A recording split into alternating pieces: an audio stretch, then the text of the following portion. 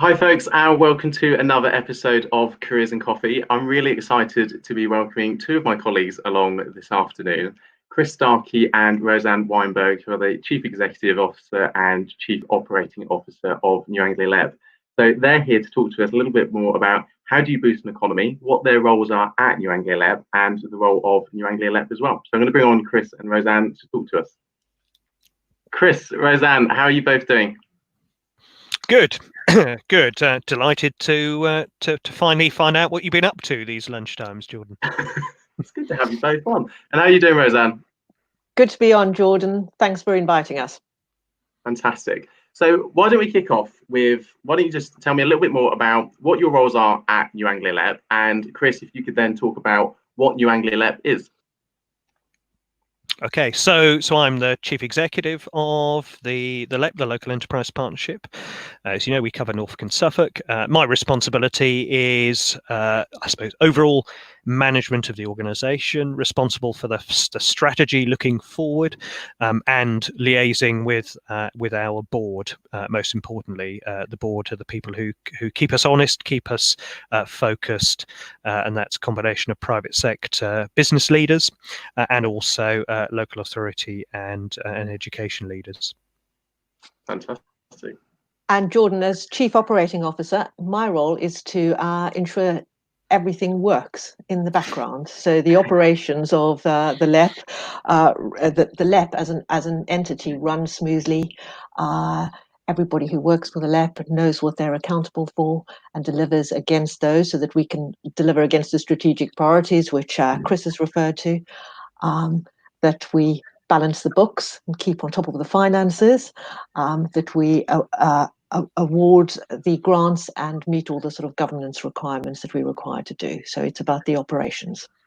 So, I mean, a lot of that must be sort of taking some of Chris's wild ideas and actually thinking about how can we make this work in practice, no? You're absolutely right. That is a good summary. It's about saying, this is the big strategy. How do we translate this into operational delivery and then deliver against it? Yes. Brilliant. And Chris, you mentioned, so we also have a board. Now, what's the difference between a chief exec and a chairman? Very good. Well, a paycheck at the end of the day. So the chairman is a business leader. Full-time business leader. So our chairs over the history of the LEP, we've had 3 chairs, each serve a 3-year period. So the first chair was Andy Wood, chief exec of Adnams, and quite an influential business leader across Suffolk, Norfolk, and so on, and also a lecturer at the University of East Anglia. Next chair, Mark Pendlington, who was the strategic director at Anglian Water, again a really important company for the region. And our current chair is Doug Field, the chief exec of the East of England Kelp, again another really important business across our region. The key thing is the chair's role is unpaid. It's a voluntary role, and they do it on top of their day jobs. And all 3 of the people I've mentioned have pretty big day jobs. So they do it as a kind of volunteer, but they are responsible for managing the board, heading up the overall organisation, agreeing the strategy that I and Rosanne and the rest of the executive team develop, and then, in a sense, we report to the chair plus the rest of the board on the performance against that strategy, which is where Rosanne particularly comes in terms of making sure we deliver what we said we were going to deliver, and the strategy that I've developed that we'll hold to it. So it's a really important role being the chair. Being the chief exec, it's my daytime role, it's the day-to-day role. So I kind of and the trust between chair and chief exec is probably the most important thing in the organisation, knowing who does what. Fantastic, thank you for that. So now I'm going to turn the spotlight on both of you. So, what were your pathways after leaving school? So I'm going to kick off with Rosanne on that one. I suppose I'd describe it as a traditional pathway. Not that I think that there's a traditional pathway anymore. I left school, went to university, did an undergraduate degree, This is in South Africa as well, Rosanne. It was in South Africa, University of Cape Town, and I sort of chose at that time a fairly general degree. Was recruited by a company, but a general but commercial degree, and there were good recruitment campaigns, and went straight from university into a sort of management training post in a business in South Africa. After I'd worked at that business for a number of years, I was very fortunate, really, in that they sponsored me. I was fortunate for two reasons. First of all, it was a big business, and they gave me the opportunity to move from department to department as part of my training. So it exposed me to lots of different areas of the business. So that was great. But then then they also sponsored me to go back to university and do a full-time MBA. So that was sort of my start in life, and has been the basis or the platform for what I've done since then. I think I'll let Chris cover his sort of career start, and then we can perhaps look at it in more detail. Far away, Chris. So I suppose mine was a similarly sort of conventional approach. Left school, went to university, and one of the kind of questions is, well, what degree should you do? Does it have to be related to your future career? Well, actually, I didn't really know what I wanted to do when I was going to university, and so my degree was slightly unusual. So I did a theology degree, and having done English history and RE for A level, basically RE was my best subject. So I thought, well, that's the degree I should do. So because you pick a degree you're likely to be relatively good at, then it's probably slightly less hard work than picking something you're not so good at. So picked a degree on that basis. Went to university. Decided while I was at university that I wanted to be a journalist.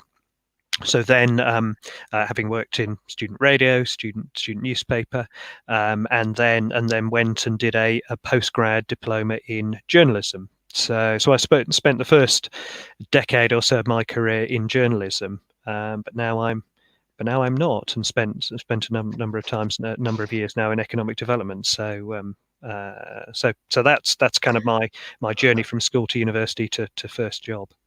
So how do you go from journalism to chief executive of the LEP? Because that's quite a leap.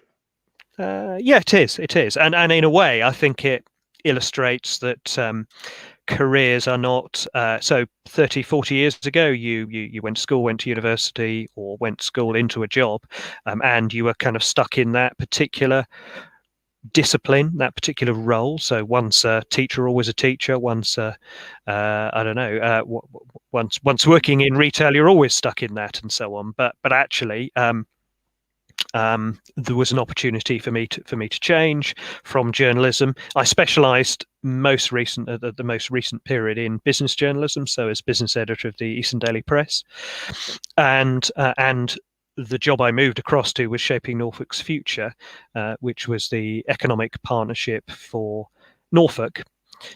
We latterly sort of became the LEP a few years down the line, but there was some synergy between the two. So I was busy being busy, interviewing businesses, finding out about businesses, being inquisitive about them.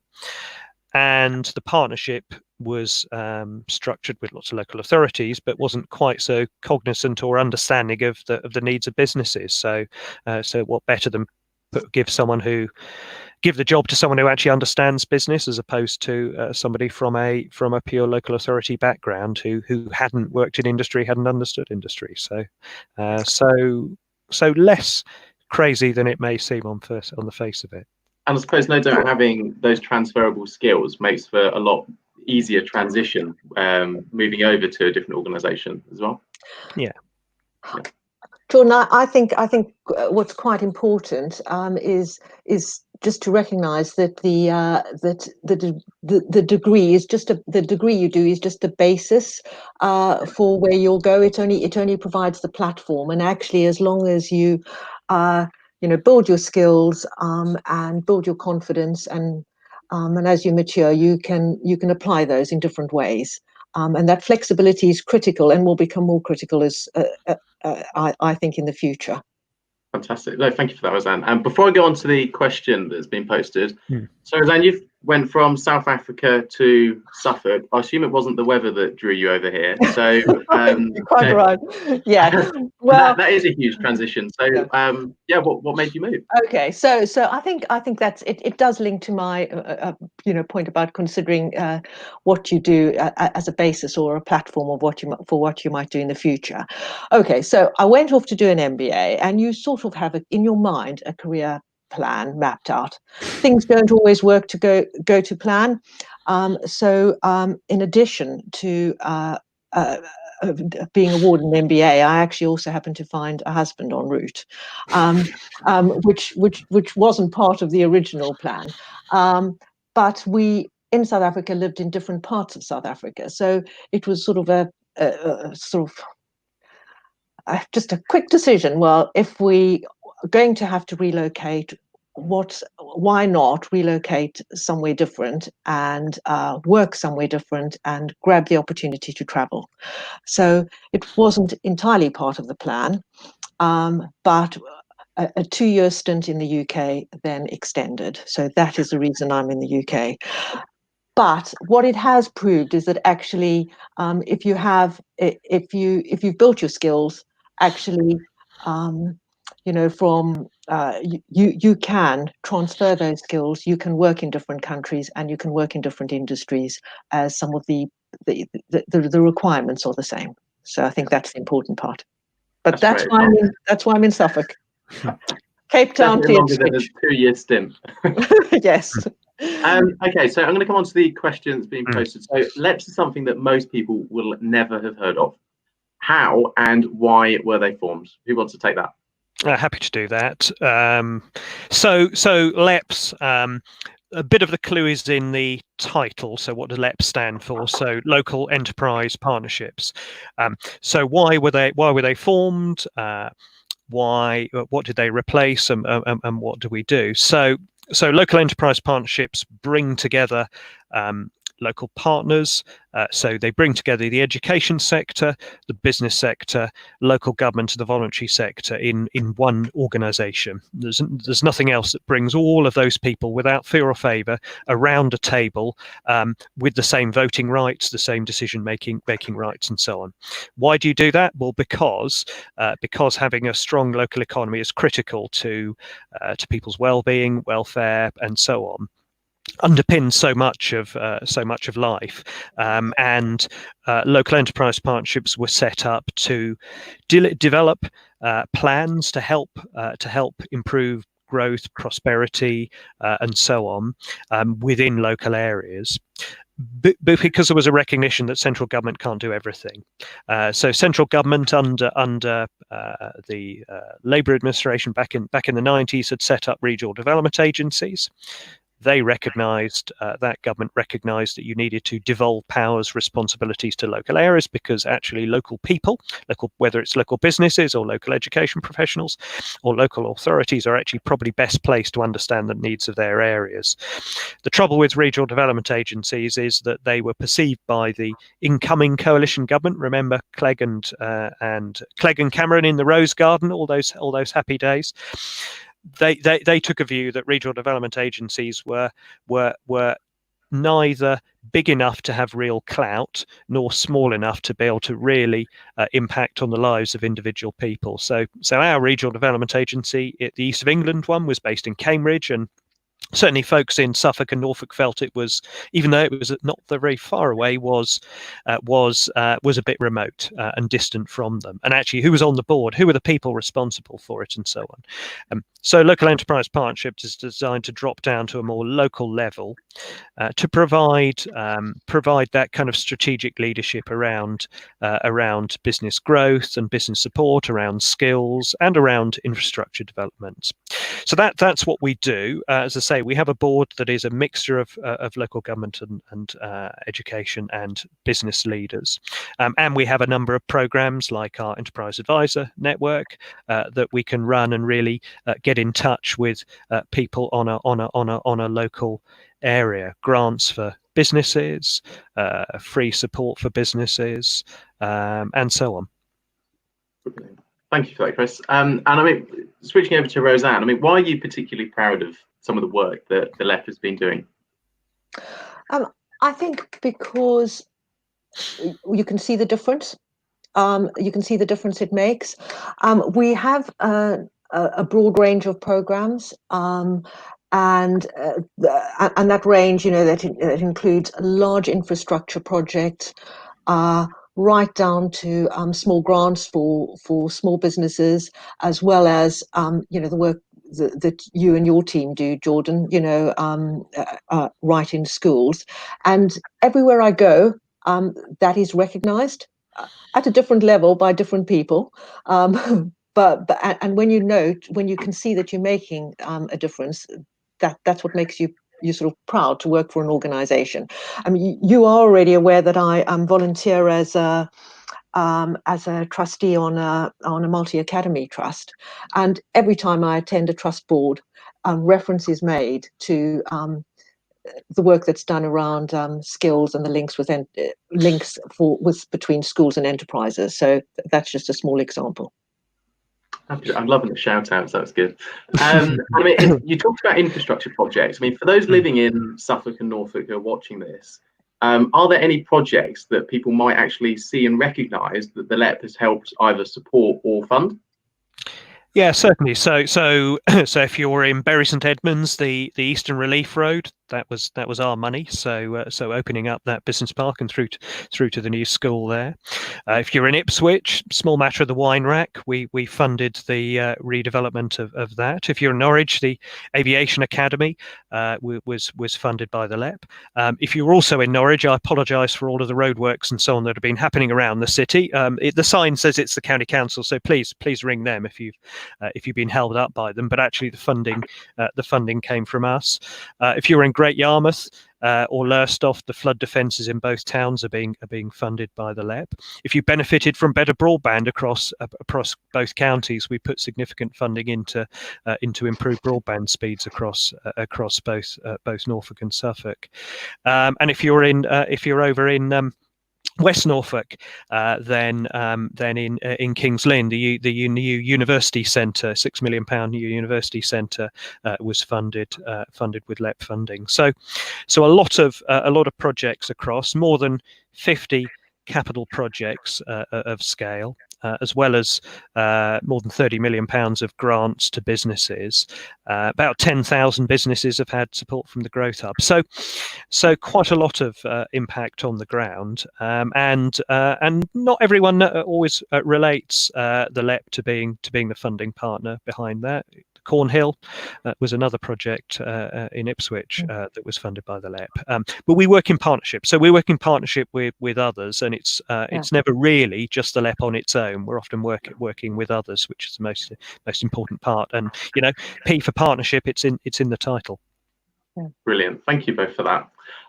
So we've got a question in. So to any budding young entrepreneurs, why should they start their businesses in Norfolk and Suffolk? So who wants to take that one?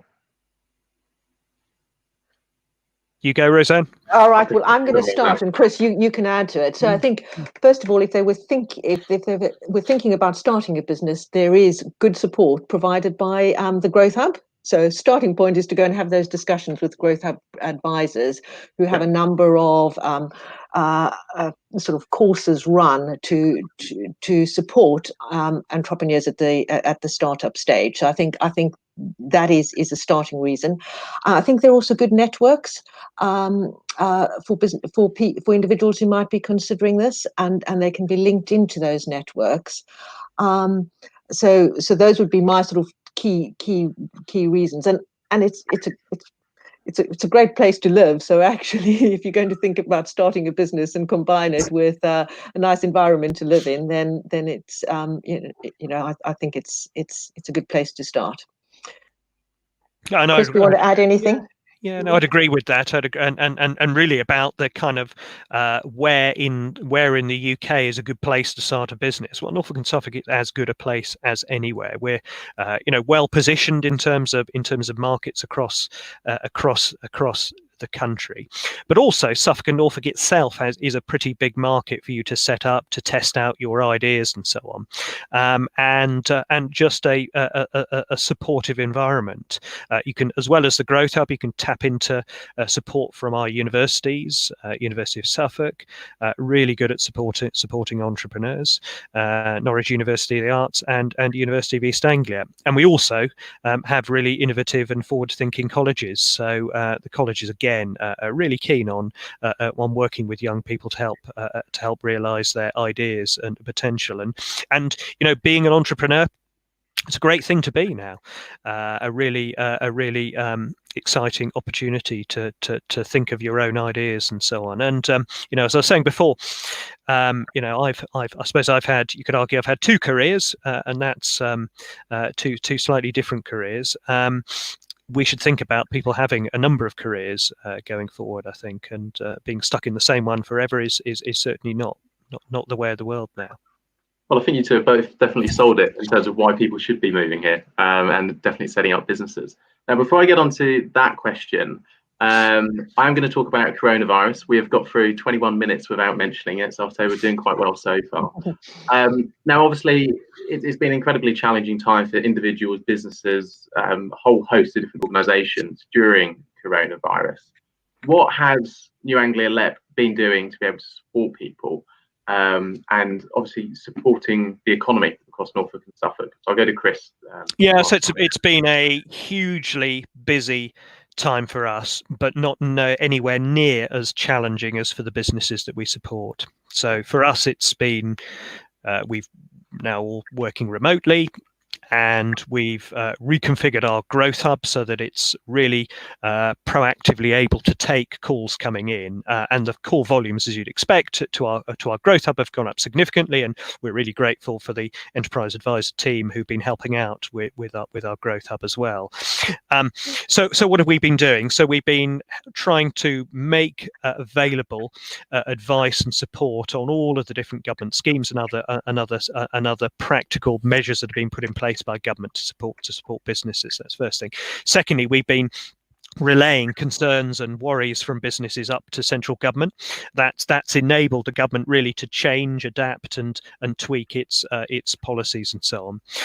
We've also set up a funding stream called the Restart and Resilience Fund, R&R Fund, better known as, which is a funding stream for businesses who can get funding to help adapt and change their business to take advantage of opportunities, because there are opportunities around that place. We also have other funding streams available as well. We've also been we're developing a plan, a restart plan, to help support businesses through the restart phase that we'll be publishing towards the end of this month. And people, redundancies, job opportunities. That's a really important area, because actually in the end it all comes down to the impact on people's lives.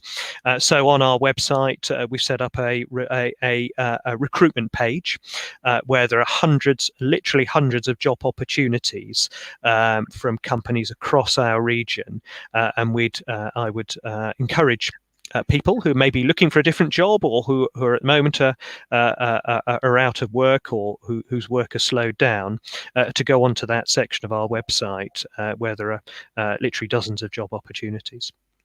Brilliant, thank you for that, Chris. And I know as well, George, in terms of Sorry. Oh, go on, Rosanne. I was just going to add to that. So in addition to the new initiatives, which Chris has referenced, we currently have programs which ongoing programs which were running pre-corona, and some of those have been impacted. And so what we looking to do within our sort of business as usual space is to sort of reprioritize what we do, refocus our resource, so that we can better cope with the situation. I think that was worth a mention, and you'll be part of that, so you'll be familiar with that. But using our enterprise coordinators who haven't been able to go into schools for a period, but using them in different ways to link up and support the programs which are ongoing. So the Growth Hub as an option. Brilliant. Thank you for that, both. And I was just going to also add in, if there are any businesses out there who are still struggling and aren't quite sure about what direction next to take, to speak to a Growth Hub advisor who can then advise you moving forward. So just add that plug in there as well. There we go. See, on the side. Well done. So the next question I'm going to throw over to Rosanne. So you engage with a wide variety of different stakeholders. What qualities help you to be able to liaise effectively and to promote your agenda? And how can young people develop these qualities as well? So pass that one over to Rosanne. Okay, I mean, I'm going to focus on the sort of young people careers element. So in my view, it's important that people can demonstrate that they have the skills required for a role, and usually some of the sort of obvious ways of demonstrating that is, what have you done academically, what have you achieved, what training have you undertaken, but not only on the academic side, what other things have you have done to develop yourself. Actually, my view is that generally what I'm looking for is somebody, once they've demonstrated that they've got enthusiasm, and that they've got enthusiasm for the job that you're asking them to do, enthusiasm for the role that you're asking them to undertake, and that they're happy to sort of throw themselves into it. They've got energy, and are up for allocating time and effort into making something work. And I think if you've got that attitude, that's often key to making progress and to achieving that. That's good advice. Chris, anything else to add on that one? I'd just say flexibility and willingness to learn. So, we make mistakes every single day in the organisation, so people shouldn't fear that they're going to make a mistake and so on. But yeah, enthusiasm and adaptability. Yeah. Brilliant. We just got a question. So, how important is it to have a university degree to get a job? I think it's helpful. It's certainly not a barrier to getting a job. So I think it's a helpful tool. But actually, university degree is a badge. Having work experience and knowledge of the world of work, and indeed knowledge of the organisation and awareness of the organisation you're trying to work for, I think is probably more important.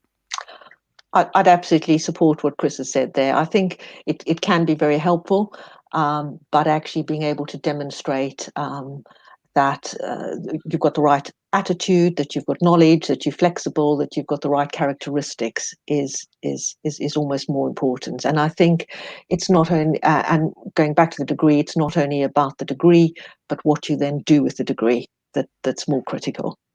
Yeah, and I'll just add in there, I don't have a degree and I work with the LEP. So yeah, I can definitely back up what they've both said. Okay, so another question for you. So are there any sectors that you would particularly recommend to a young person for their next pathway? Perhaps a sector that they may not have even realised that is in Norfolk and Suffolk? Rosanne, taking that one? Okay, I think this is something that's sort of probably for discussion. I think it's important that when people choose something that they want to do, that they actually do choose something that they enjoy, because actually you need to, you need to enjoy what you're doing. You need to have some feeling and feel that it's important, and feel that you're delivering against something, or some cause that you think is important. So I think that's important. But at the same time, I think young people, when making that decision, need to recognize that some industries are tougher.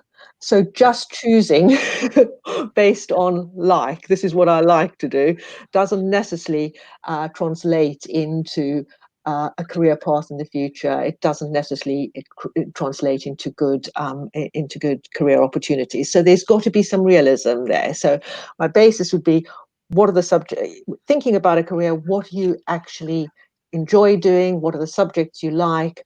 What are the careers that might come as a result of that, which can give you some direction, but also be realistic in that it's not only about like.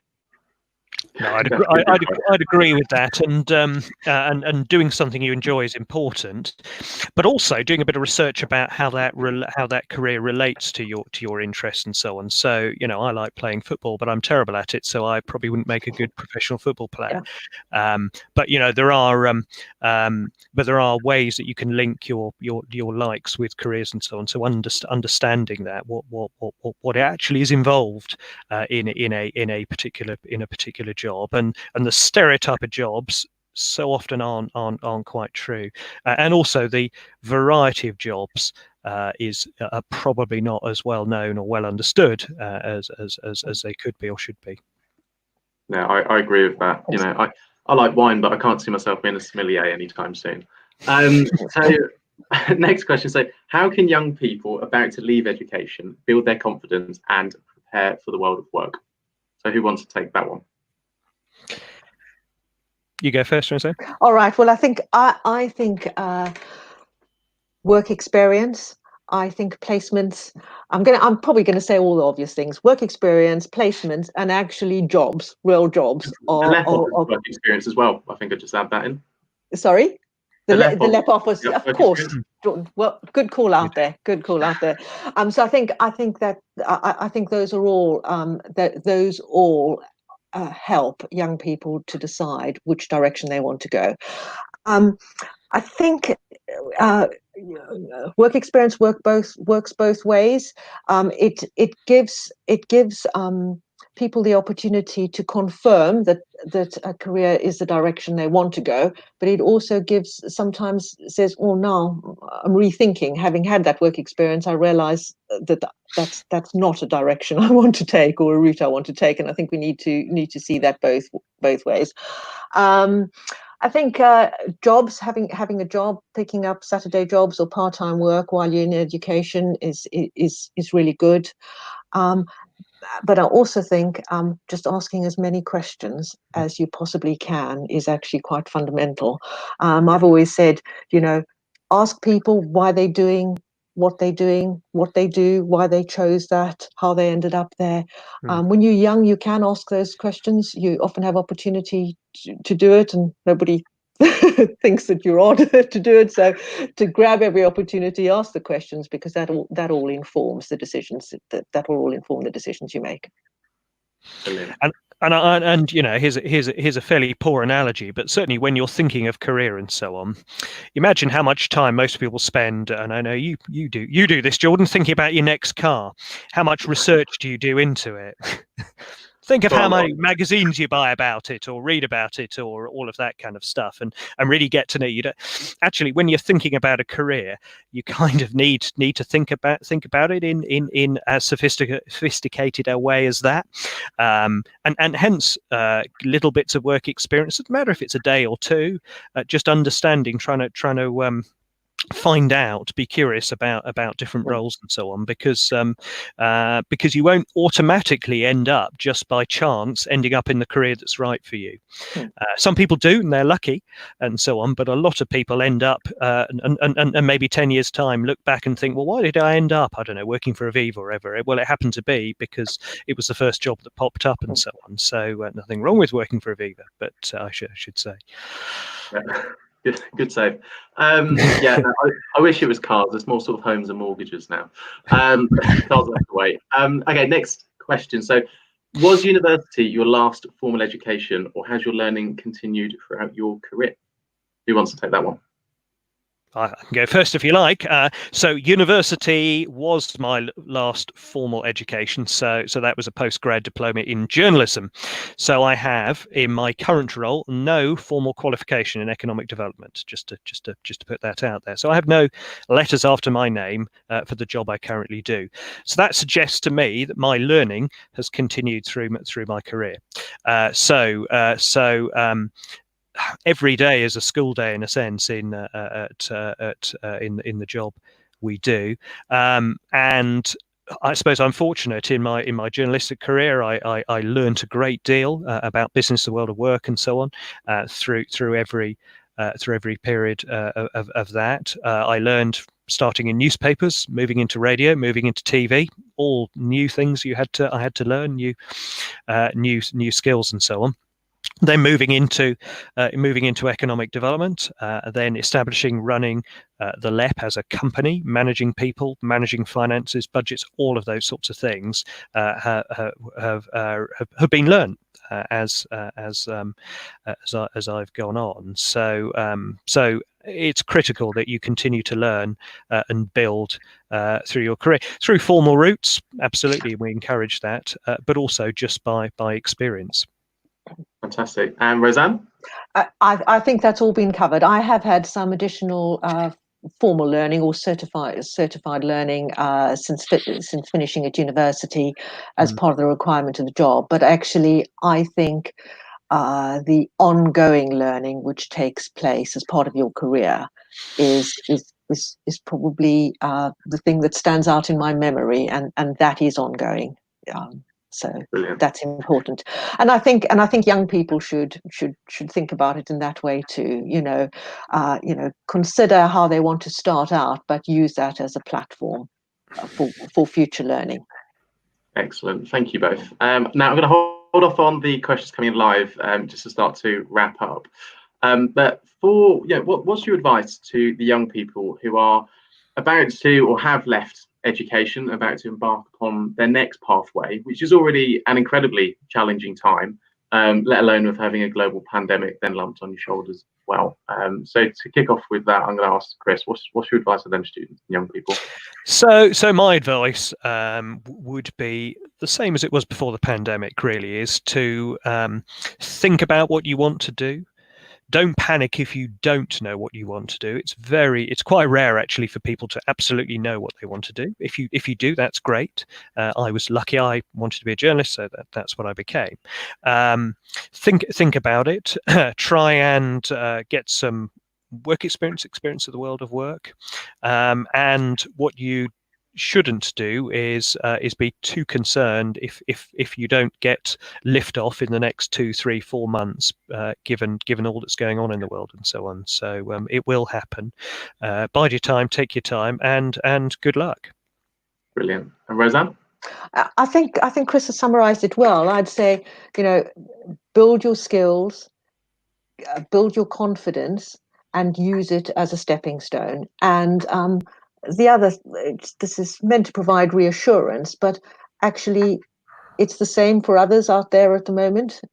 So if you don't get lift off, as Chris has said, immediately, others are going through the same battle, but keep your focus, and things will work out. Brilliant. And one last question for you both. What do you want the LEP's legacy to be? And I'm not expecting an answer of like hand out X amount of grants. What do you want to see the legacy of the LEP to be? So personally, I see the legacy in the success story of the businesses who we've helped support in some of the infrastructure projects that are there. So our campaign, for example, to bring new rolling stock to the rail network. Well, you can see that those who are still travelling by train at the moment, those new trains, the kind of redevelopment and enhancement of our civic spaces with the Cornhill and so on. But as I say, most importantly, really, it is in the success stories of the businesses that we have helped and the individuals we've also supported. And the only other thing that I would add to that is it's about evidence of success, but also then recognition our region, of our area. So Norfolk, Suffolk Unlimited, that the area is recognised, and the successes are recognised, and the LEP's role in that is recognised. Excellent. Well, folks, thank you so much for your time this afternoon. It's been really, really good. Is there anything else you'd like to add before we sign off? It's been a pleasure, Jordan, and hope we've been able to answer the questions. And thank you to those who tuned in live. Excellent. Thanks so much for your time, both. Thank you. Thanks for inviting us. Bye-bye. So that was Chris and Rosanne from New Anglia LEP talking about how do you boost an economy, their careers, and some of their advice to young people now about to start on their next pathway. So huge thank you to them for coming on. This Thursday, we have on Pam Davis, model on ITV's This Morning, entrepreneur, mentor, all-round fantastic person. She'll be talking to us about the fashion industry and her life as well. You can see all of the details below, links to Chris and Rosanne. Also a survey, takes about 30 seconds to fill out, just gives us an idea of the sort of content that you want to see on our channel, and that we can make more informed decisions about some of the speakers that we have on as well. So all the details below, and looking forward to seeing you on Thursday, 12:30 to speak to Pam Davis. Cheers.